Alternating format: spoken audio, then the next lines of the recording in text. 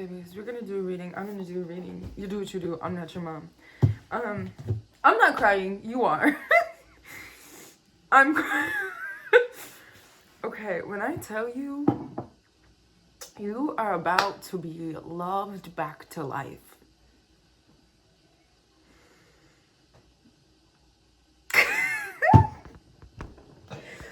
Okay, all right. It's okay. It's all right. I was I was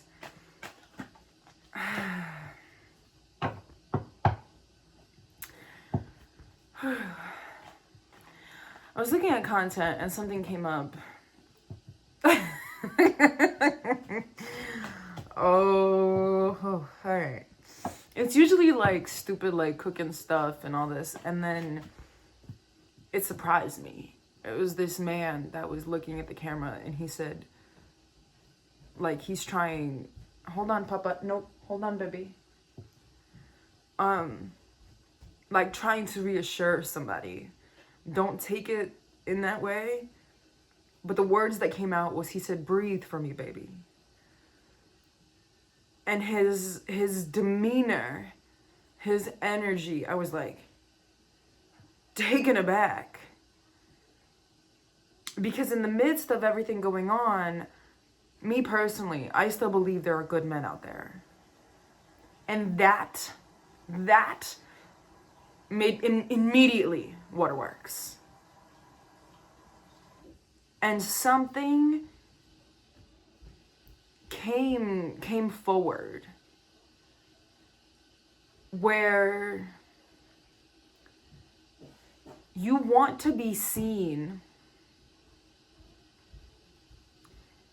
as a work in progress. That to love someone for a lifetime, it means to love all the versions of them.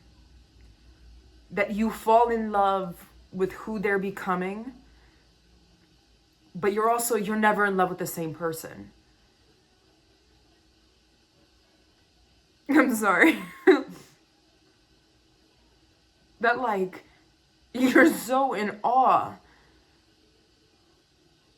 You're not in love with the person, you're in love with their center, you know, like there's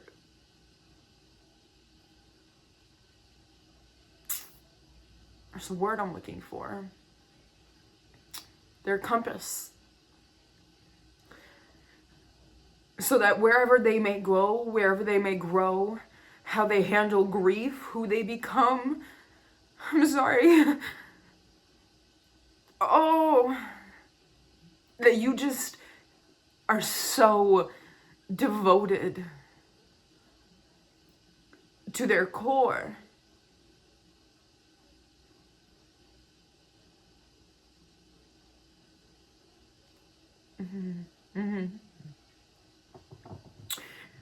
The vision that came to mind with those words that like made me like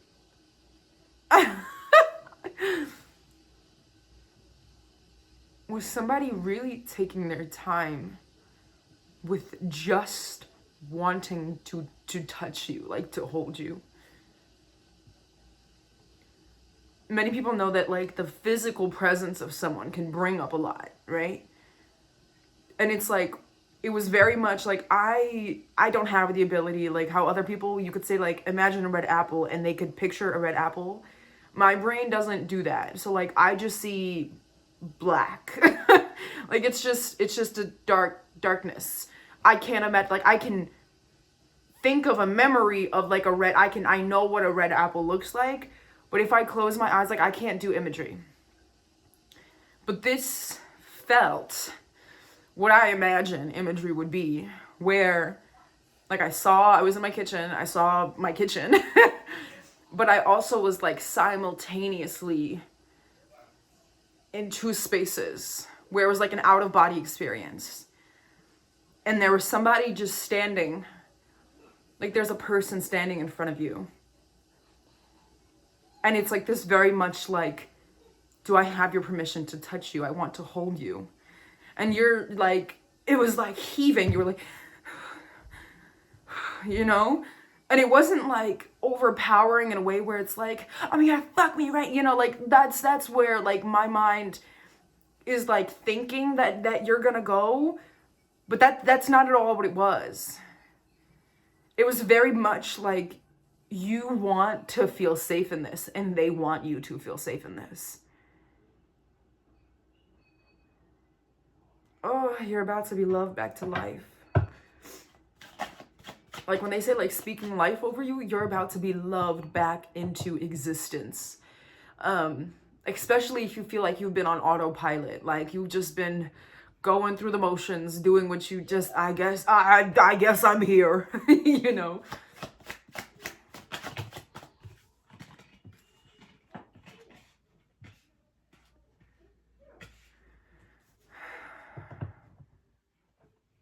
So it looks like we're gonna have a story here.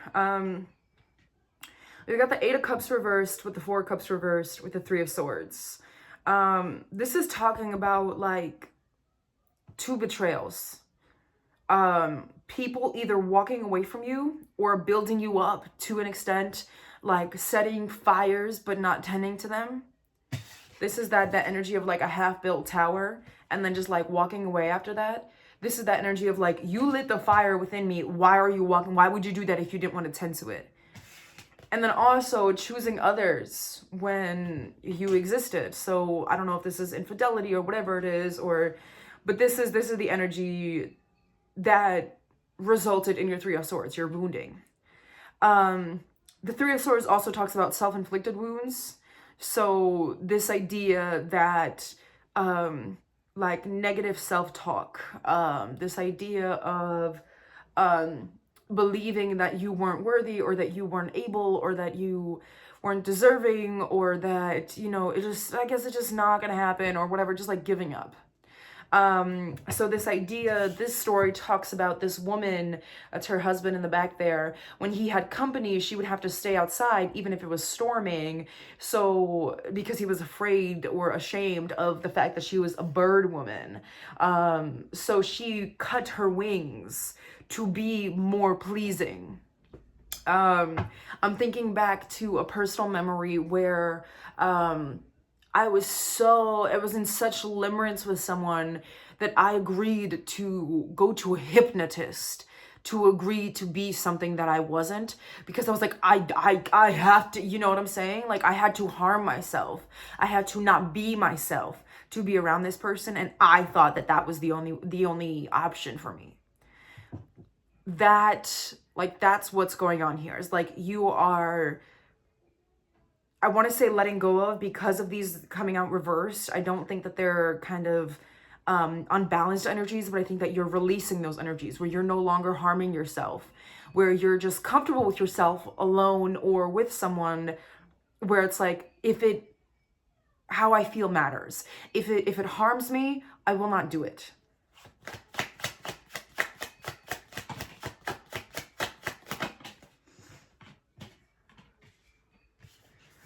So we got Judgment and Strength, which both came out reversed, but I wanted to see them upright.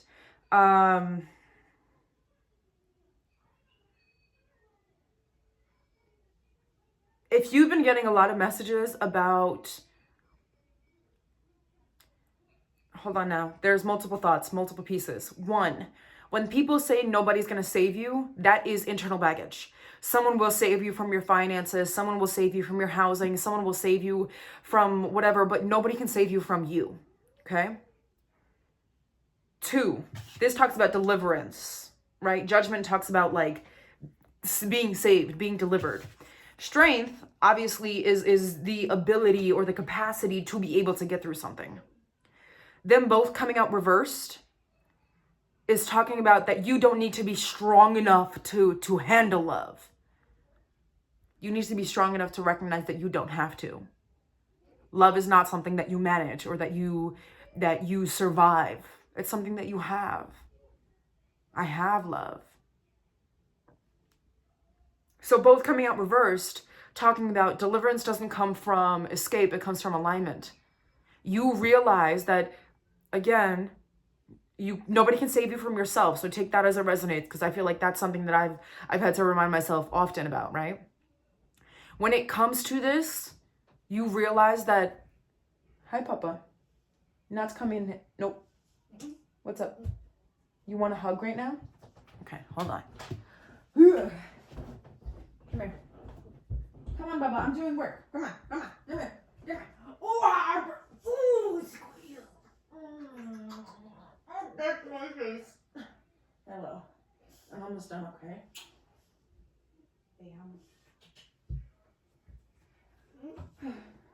I'm making dinner right now, okay? Can you wait? Don't touch it, okay? It's hot. But this idea that like somebody would come and save you, right? Which it's funny because somebody is coming in to save you, but it's because you gave up on the need for somebody to come and save you. So it's like, it's no longer escaping your lack of self-love. And that lack of self-love is coming very deeply from like,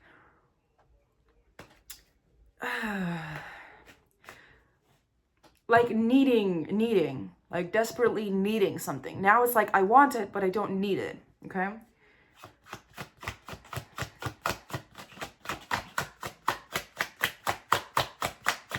Yeah, this clarified with the Death reversed. So now you got the Queen of Cups and then the Seven of Cups. You realize that there's multiple opportunities or multiple ways to fuel yourself. That it's not always like self-care and self-love is like yoga, and then sometimes it's like, I'm on my period and I'm gonna eat 2 pints of ice cream. Yeah, I absolutely had a pint yesterday. And what are you gonna do about the fact that I'm gonna eat another one today? A whole one by myself. Like sometimes it's that.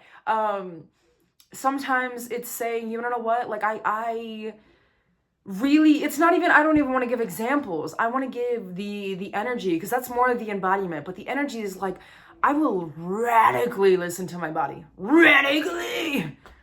Yeah, man. like really, like every single moment that you're breathing, you're like, I'm gonna listen to what I need, to what I want, to what I'm feeling. It's me, you know. And not forgetting that life exists outside of you, and like remembering that you exist within life as well. Let's do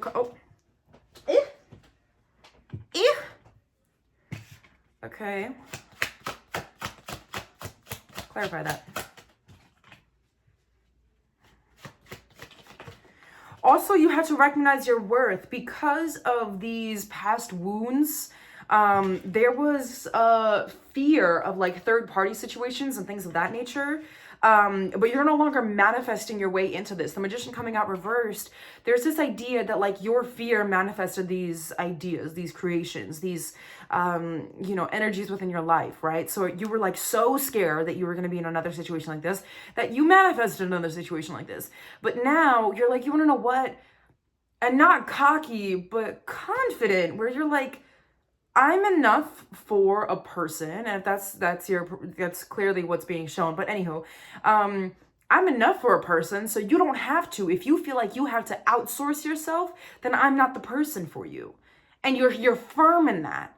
You understand? Like, you know yourself enough to know that you don't have to hire a hypnotist to be okay with an open relationship. With an open relationship, because that's not what you want. I'm sorry, that's really funny. I love that point in my life. It's batshit fucking crazy. Oh, the things we do to feel love. Anyhow, but like that's kind of where you're at, where it's like, there's no point in my life where I will not want what I want, you know? I know my compass, I know who I am, I know my core. And because you know that, you're now willing and able to let other people know that. And when other people see that, they're gonna be like, I want that shit. Oh! And are willing to work so hard to maintain that in a way that doesn't feel like effort, but that feels like love, right? That is devotion. So it's less of, you know, like, I gotta keep you around, because I also feel like the other thing is like the whole, like, I can't lose you. This thing is like, he could have just left her, but it was like, I need to keep you around for something, you know? So it's like this idea that you, if you were around someone, that you had to be less or different than yourself to be around them because they weren't willing to lose you. And you also were like holding on to that because you were like, oh, this is connection. No, that's attachment. And you realize that and you're like, I'm not willing to do things that don't fit in with who I am, my core. And that unshakable, radical faith in yourself is attracting someone. Ugh, that will love life back into you. Anyhow, let's get one more card. And then we done. We done, baby. We done. 2 more cards. Okay. Sorry. Clarification for you. This is where you were, where you are, right? Where you were cloaked, you were told that you're like, oh, well, I guess I'm not good enough, this and this and that. But that white deer, that freedom, that beautiful, like ancient creature behind you, like, that's who you are. You're like this mystical, magical fucking being that will result in your 10 of Cups, your full fulfillment. Like, that's, wow.